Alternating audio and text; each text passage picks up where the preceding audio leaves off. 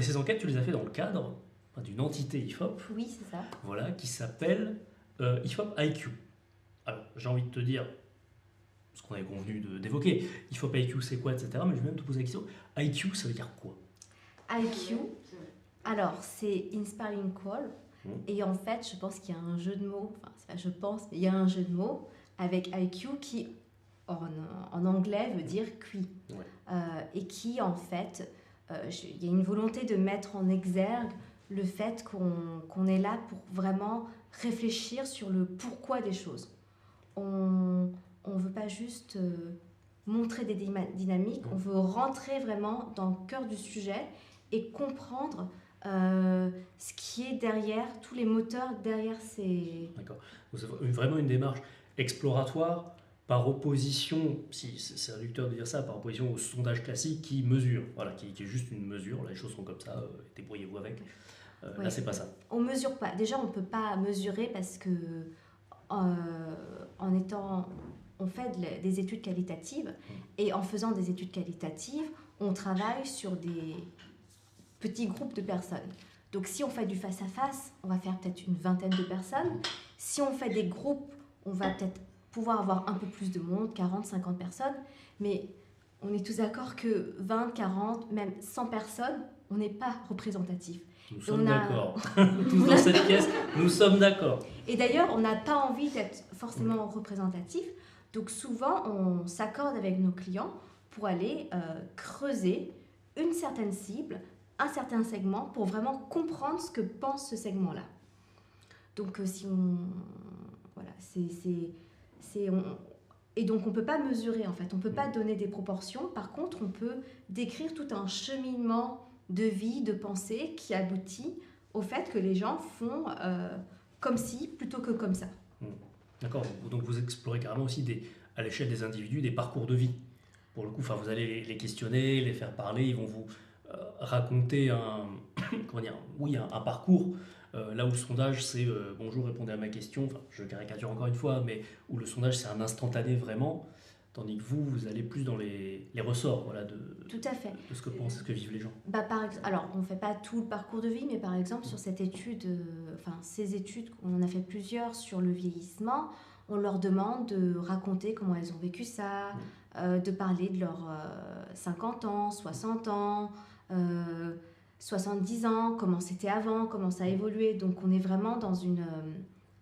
on est vraiment dans des récits de vie où on a un aperçu sur tout le lifestyle, tout le style de vie d'une personne. Donc ça, c'est un peu en fait la dichotomie études qualitatives, études quantitatives, même si je vois que vous voulez pousser vraiment sur des segments particuliers. Est-ce que, alors quali-quanti, on l'a déjà évoqué, je pense que ça reste peut-être un débat un peu scolaire, mais pour le coup, concrètement, chez IFOP IQ, donc vous utilisez les techniques de l'enquête qualitative, pardon, ça on l'a vu, et du coup, pour quel type, allez, je vais poser toutes les questions d'un coup, pour quel type de projet, pour quel type de client, on a une question tout à l'heure qui finance, voilà, pour quel type de client et dans quel cadre, voilà, grosso modo. Alors, je vais les prendre une à une.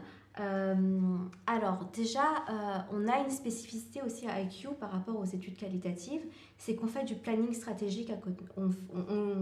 C'est greffé à du planning stratégique.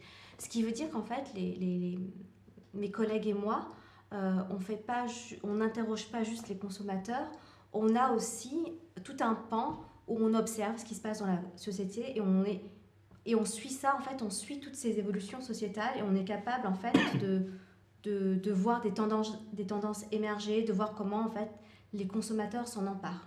Donc il y a un dialogue entre le quali et des tendances que vous observez, que vous allez qu'on chercher. Observe et qui nourrissent nos questions aux consommateurs. Ensuite, les clients. Donc je dirais qu'en fait on a un peu deux pôles à IQ. Sachant que vous n'avez pas le droit de dire l'identité des clients. On n'a pas le droit de lire l'identité des clients. Mais on a un pôle en fait qui est un peu plus... j'en parlerai pas parce que moi je ne suis pas dans ce pôle-là.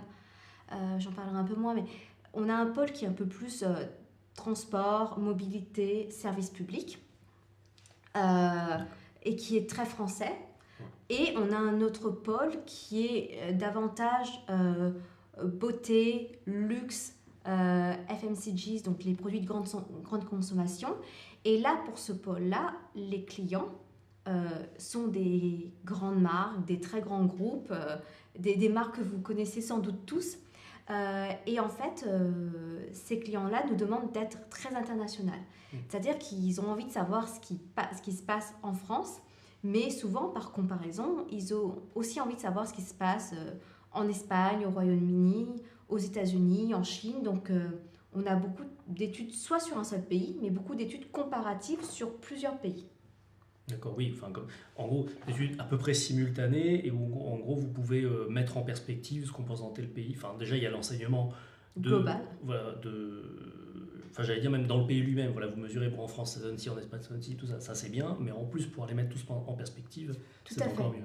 Voilà, et on dit, voilà, les Américains sont plutôt comme ci, les Chinois sont plutôt comme ça, les Français comme ça, sur un même sujet, face à un même produit. Et donc il y a cette dimension internationale qui est très très très présente dans toutes nos études. C'est très rare qu'on ait quelque chose de purement franco-français. Ensuite, on a différents types d'études.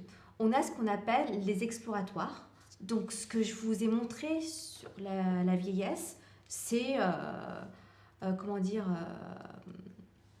aperçu de ce qu'on peut faire en exploratoire sur un sujet sur lequel il y a peu de choses faites, peu de choses lancées, donc on peut avoir plein d'exploratoires. On a eu pas mal d'exploratoires aussi sur le développement durable, où il y a un peu tout à créer encore. Et c'est vraiment ça, c'est des sujets où le client se dit il y a plein de choses à créer et on n'a pas encore pensé à tout, donc explorons ce que les gens pensent. D'accord, donc en gros, quand un client vient vers vous, il se dit plus ou moins, je sens qu'un truc se passe, je le vois, je vois des bribes, mais j'y comprends rien. Il faudrait interroger des gens, enfin il faudrait enquêter en fait, faire un travail d'enquête, d'étude. Moi je suis à la rue, IFOP-IQ aidez-moi. Et vous allez faire en gros, je cherche le mot, défricher le terrain pour dire, bon bah regardez, on est allé voir et ça se présente plutôt comme ça. Voilà, exactement. Ça c'est le premier type d'études.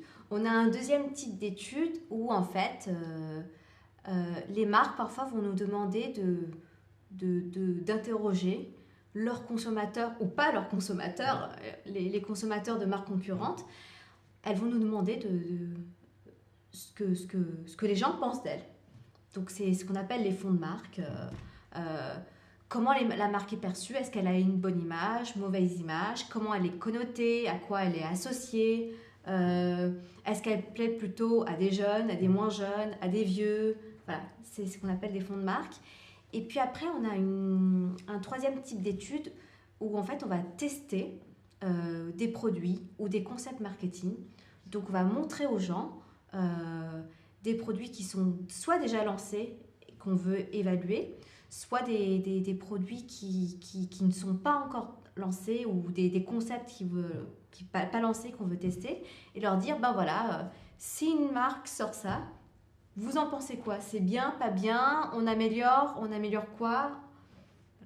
D'accord. C'est à peu près les trois types de... C'est le genre d'enquête où si vous tombez dessus, vous pouvez avoir des choses en avant-première. Je vais raconter ma vie pendant 10 secondes, voilà. Mais moi j'ai eu dans les rues de Montpellier, non même pas dans les rues, tu la connais pas celle-là, je radote pas tant que ça, mais voilà, j'étais petit dans les rues de Montpellier, puis un mec bizarre vient me voir, donc j'ai un adulte qui me voit, tu veux goûter des yaourts, c'est bizarre, c'est louche. Donc voilà, bon, j'étais pas tout seul, il m'attire dans une espèce de salle voilà, qui était à côté, un truc très propre, machin, et donc je goûte un yaourt, et, ouais, bon, on me dit c'est bon, c'est pas bon, etc. Qu'est-ce que t'aimes pas, donc une enquête sur la base d'un produit. Etc., qui n'est sorti dans le commerce que peut-être 7 ou 8 ans après. Ah ouais. C'est le yaourt où dedans tu as deux goûts. C'est une moitié chocolat, une moitié vanille. Ouais, voilà, un genre de ça. Voilà. J'avais pu le goûter genre 5 ou 6 ans à l'avance. Ça avait dû pas plaire sur le moment, c'est pas sorti tout de suite. Mais voilà, donc si vous participez à ce type d'études-là, qui est forcément qualitative, et comme celle que tu décris Catherine pour IFOP-IQ, peut-être que vous aurez accès à des choses, soit qui vont sortir prochainement, voire très longuement, soit des trucs qui seront mis à la benne parce que ça n'aura plus à personne sauf vous. Ça, c'est possible aussi. Oui, c'est vrai, c'est que effectivement, dans ce type d'études, souvent les gens touchent ont face à eux des choses qui vont sortir, mais bien plus tard, voire ne vont pas sortir, donc sont des trucs complètement inédits. Et ça c'est fun aussi. Et je peux poser une question? Oui. Quand vous testez les produits, vous testez le produit en lui-même, aussi son packaging, ou c'est deux types d'études différentes, par exemple? Ça peut être les deux en même temps, ça peut être les deux séparés, ça peut être des formules de crème, comme ça peut être la formule de crème, plus le packaging, plus toute l'idée qu'on a autour de la crème, ce qu'on a envie de montrer au conso, comment on a envie de le vendre.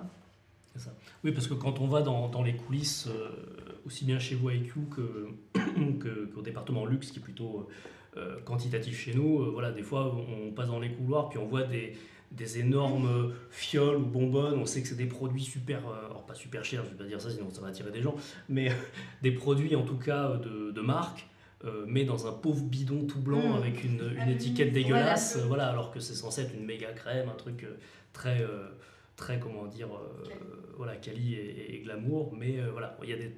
Donc ça, c'est un exemple. Peut-être 400 € dans la fiole. Voilà, c'est un exemple où le produit, en fait, voilà, là on teste que le produit, mais indépendamment de son packaging et de sa pub et de son image. Très bien. Et en plus, pour ajouter, parce que les gens ont souvent tendance à opposer quanti et quali, mais typiquement sur ce genre d'études, on peut se retrouver à travailler ensemble. Donc nous, alors il y a plein de méthodologies, mais souvent nous on déblaye, on voit ce qui se passe. Et puis eux, ensuite, ils viennent quantifier, chiffrer ce qu'on observe. Donc, c'est vrai que ça se fait, pardon, dans les deux sens. Il y a celui que tu dis, voilà, où on ne sait pas où on va. Donc on va faire une étude exploratoire, aller chercher, puis on observe des tendances, et l'étude quantitative, comme son nom l'indique, va venir derrière quantifier. C'est-à-dire, j'ai vu qu'il y a 5 profils de femmes âgées américaines. Très bien, mais je veux savoir si en gros les 5 profils c'est 20% de ces femmes-là, ou s'il y en a un profil qui est quasiment tout le monde et d'autres plus marginaux. Et dans l'autre sens, ça peut être de quantifier des choses. Voilà, on pose des questions de quantifier, mais derrière, c'est la limite de tout sondage quantitatif, il y a des angles morts. Ben, on va peut-être lancer l'étude qualitative pour aller voir, pourquoi les gens nous disent ça en particulier. Tout à fait. Voilà, donc vraiment, si vous avez, si vous êtes en tant que client, en tout cas, si vous avez de l'appétence pour ce type de dispositif qui va vraiment très loin, et si vous avez le budget bien entendu, parce que ça a un certain coût, n'hésitez pas à y recourir, c'est vraiment une alliance, c'est le meilleur des deux mondes.